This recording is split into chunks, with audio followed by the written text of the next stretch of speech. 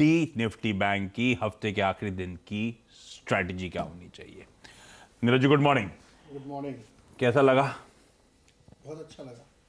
हाँ बिल्कुल bang on था। हाँ 6.5 हाँ 5.7 एग्जैक्टली वैसे ही जैसा हम लोग कल चर्चा हाँ। कर रहे थे। तो बाजार खुश हुआ इससे। अच्छा, शुरुआत में अगर आप देखें ना, 1 घंटा ह्यूज वॉलेटिलिटी थी, ऊपर फिर एकदम 100-150 पॉइंट नीचे, फिर ऊपर फिर गया।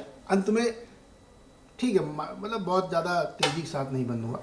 तो दोनों नंबर कम हुए, कोर इन्फ्लेशन भी घट के आया और सीपीआई भी घट के आया। ये जो ग्लोबल क्यूज हैं, आपने इतना ज्यादा पढ़ा कि आपका गला बैठ गया है। ये तो माइक खराब है आपका।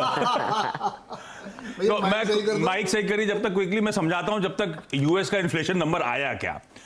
यूएस का इन्फ्लेशन प्रिंट था दिसंबर इन्फ्लेशन रेट 6.5% पे, 6.7% स्ट्रीट एक्सपेक्टेशंस, 7.1% प्रीवियस मंथ नवंबर का प्रिंट था। तो नवंबर से 60 basis points inflation cool off होता हुआ नजर आया। पर एक सवाल सबके जहन में उठ रहा है, ये लार्जली क्योंकि गैसोलीन की कीमतें ड्रॉप हुई।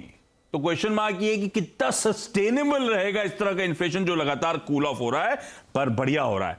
6.5 का प्रिंट आया है, 4.5% पे ब्याज दरें पहुंचती हुई, तो डिफरेंशियल ब्याज दरें और इन्फ्लेशन का रिड्यूस होता चले जा रहा है, जो फेड को बट ऑब्वियस से कंफर्ट देगा।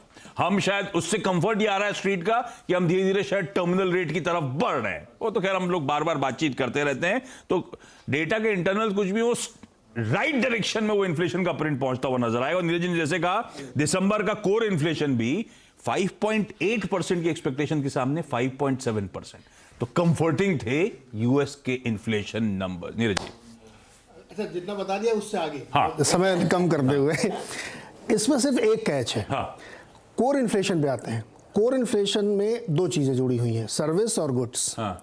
गुड्स तो नीचे आया है, लेकिन सर्विस लगातार 2021 से बढ़ रहा है। कैसे सर्विसेज फटे चली जा रही है, या हमारे भी दिक्कत आ रही है। एग्जैक्टली तो ये जो मेरे सामने चार्ट खुला हुआ है, 2021 से लगातार सर्विसेज ऊपर गई हैं, वो नीचे नहीं आ रही।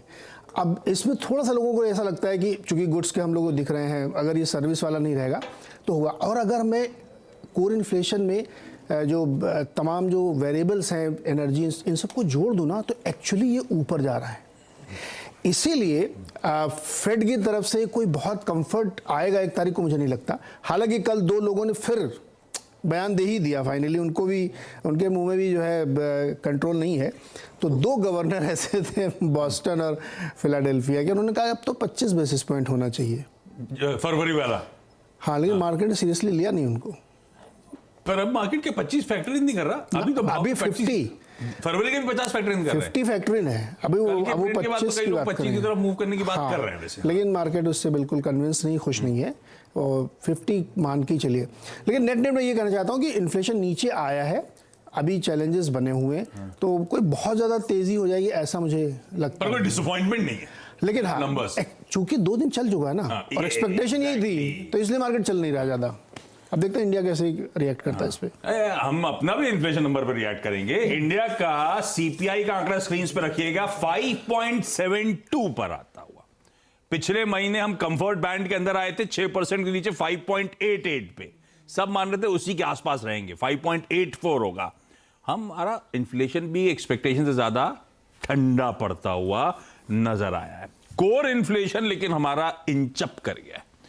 बेसिकली हमारे यहां सिर्फ आप इंटरनल देखेंगे, फूड और वेजिटेबल्स, इसी का कमाल था। इन्हीं के कूल ऑफ होने के चलते हम संभले। अदरवाइज हमारा भी वो इन्फ्लेशन थोड़ा सा स्टिकी हो रहा है। जो बाकी मामले जो यूएस में हो रहे हैं, ये मेरे ख्याल से ग्लोबल फिनोमेना है जो हमें फैक्टर इन करने की जरूरत है हमारे यहां। तो एटलीस्ट प्रिंट हम आरबीआई के टॉलरेंस ब्रांड की लिमिट जो है पर उसके अंदर दूसरे महीने, बस ये एक कंफर्टिंग। आईआईपी का आंकड़ा गजब करा, पर आईआईपी बहुत वोलेटाइल रहता है, पर फिर भी आईआईपी जो आया है उसने सबको सरप्राइज करा है अपसाइड में। 7.1% का नवंबर का प्रिंट, बहुत डेटेड है। स्ट्रीट एक्सपेक्टेशन 2.7% की थी। 5 महीने के हाईस पे आईआईपी पहुंचता हुआ, और वो मैन्युफैक्चरिंग जिसने पिछले महीने बहुत दिक्कत करी थी, उसी में सबसे तगड़ा, उसी की जरूरत होती है क्योंकि आईआईपी का सबसे बड़ा कंपोनेंट ही मैन्युफैक्चरिंग है। उसमें एक अच्छा बाउंस आया है। ये आंकड़े हैं जिस पे हमें रिएक्ट करना है। इन्फोसिस, एचसीएल पे हर्षदा के पास आगे जाऊंगा, पहले वीरू के पास चला जाए और समझा जाए बाजार को कैसे अप्रोच करने की जरूरत। वीरू।